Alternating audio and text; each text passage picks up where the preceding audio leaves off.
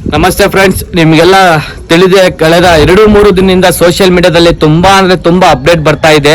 ಹೈದರಾಬಾದ್ ನ ತೆಲಂಗಾಣದಲ್ಲಿ 400 ಎಕರೆ ಅದೇನು ಕಾಡು ಜಾಗ ಇದೆ, ಎಲ್ಲಾದು ಸರ್ವನಾಶ ಮಾಡಿಬಿಟ್ಟು ಅಲ್ಲೊಂದು IT ಪಾರ್ಕ್ ಅನ್ನು ನಿರ್ಮಾಣಿಸಕ್ಕೆ ತುಂಬಾ ಪ್ರಯತ್ನ ಪಡ್ತಾ ಇದ್ದಾರೆ.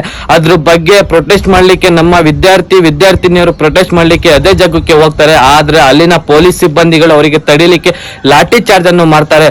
ಆದ್ರೆ ಅಲ್ಲಿನ ಗೌರ್ಮೆಂಟ್ ಏನ್ ಮಾಡ್ತಾ ಇದೆ ಅಂತ ನಮ್ಗೊಂಚೂರು ಏನು ಅರ್ಥ ಆಗ್ತಾ ಇಲ್ಲ.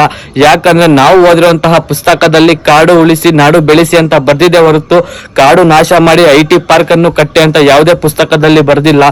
ಇಡೀ ಕನ್ನಡಿಗರಿಗೆ ನಾನು ಕೈ ಮುಗಿದು ಕೇಳ್ಕೊತಾ ಇದ್ದೀನಿ, ಎಲ್ಲರೂ ಇದ್ರ ಬಗ್ಗೆ ಸೌಂಡ್ ರೈಸ್ ಮಾಡ್ಬೇಕು. ಹೈದರಾಬಾದ್ ಅಲ್ಲಿ ನಡೆದ ಇದೆ, ತೆಲಂಗಾಣದಲ್ಲಿ ನಡೆದೈತೆ, ಇದೆಲ್ಲ ನಮಗೆ ಯಾಕೆ ಅಂತ ಸುಮ್ನೆ ಕೂತ್ರೆ ಇದು ಯಾವುದೇ ಮನುಷ್ಯನ ಮಾತು ಅಲ್ಲ, ಮನುಷ್ಯನ ದೇಹದ ಮಾತು ಅಲ್ಲ. ಯಾಕಂದ್ರೆ ಇದು ಪ್ರಾಣಿ ಪಕ್ಷಿಗಳ ಮಾತು. ಪರಿಸ್ಥಿತಿ ನಿಮ್ಮ ಮನೆಗೆ ಬಂದು ಯಾರಾದ್ರೂ ನುಗ್ಬಿಟ್ಟು ನಿಮ್ಮ ಮನೆದೆಲ್ಲ ಸರ್ವನಾಶ ಮಾಡಿ ನಿಮಗ್ ಬೀದಿ ಪಾಲ್ ಮಾಡಿದ್ರೆ ನಿಮಗೆ ಏನ್ ಅನ್ಸುತ್ತೆ? ಅವಾಗ ನೀವೇನ್ ಮಾಡ್ತೀರಾ?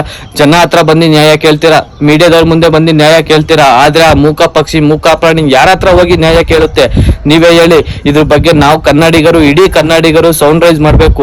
ಆ ಪಕ್ಷಿ, ಆ ಪ್ರಾಣಿ, ಮೂಕ ಪ್ರಾಣಿಗಳು, ಮೂಕಿಲ್ದಿದ್ದ ಜೀವಿಗಳಿಗೆ ನಾವು ರಕ್ಷಣೆ ಕೊಡ್ಬೇಕು. ಈಗ ಯಾವುದೇ ಮೀಡಿಯಾದಲ್ಲಿ ಇದ್ರ ಬಗ್ಗೆ ಚರ್ಚೆ ನಡೀತಾ ಇಲ್ಲ. ಯಾವುದೇ ಅಪ್ಡೇಟ್ ಇದೇನಿದೆ ಸೋಷಿಯಲ್ ಮೀಡಿಯಾದಲ್ಲಿ ಬರೀ ಅಪ್ಡೇಟ್ ಇದೆ ಅಷ್ಟೇ, ಯಾವುದೇ ತರ ಮೀಡಿಯಾದಲ್ಲಿ ತೋರಿಸ್ತಾ ಇಲ್ಲ. ಇದ್ರ ಬಗ್ಗೆ ಸರ್ಕಾರ ಸ್ವಲ್ಪ ಕೈ ಕ್ರಮ ತಗೋಬೇಕು ಅಂತ ಈ ವಿಡಿಯೋ ಮುಖಾಂತರ ಕೇಳ್ತಾ ಇದೀನಿ. ಬರ್ತೀನಿ. ಜೈ ಹಿಂದ್, ಜೈ ಕರ್ನಾಟಕ ಮಾತೆ. ಆದ್ರೆ ಇನ್ನೊಂದು ಮಾತು ಹೇಳಕ್ ಇಷ್ಟಪಡ್ತೀನಿ. ನಮ್ಮ ಅಮೆರಿಕದ ರೋಡ್ ನಿರ್ಮಾಣಿಸುವಾಗ ಒಂದು ಮರ ಅಡ್ಡ ಬಂದಿದ್ದ ಕಾರಣದಿಂದ ಆ ಮರಕ್ಕೆ ಬೇರು ಸಮೇತ ಕಿತ್ತು ಹಾಕಿ ಅದನ್ನ ಸೈಡಿಗೆ ಸ್ಥಾಪಿಸಿ ಕೊಟ್ಟಿದ್ದಾರೆ. ಆದ್ರೆ ನಮ್ಮ ಇಂಡಿಯಾದಲ್ಲಿ IT ಪಾರ್ಕ್ ಕಟ್ಲಿಕ್ಕೆ ಇಡೀ ಕಾಡೇ ಸರ್ವನಾಶ ಮಾಡ್ತಾ ಇದ್ದಾರೆ.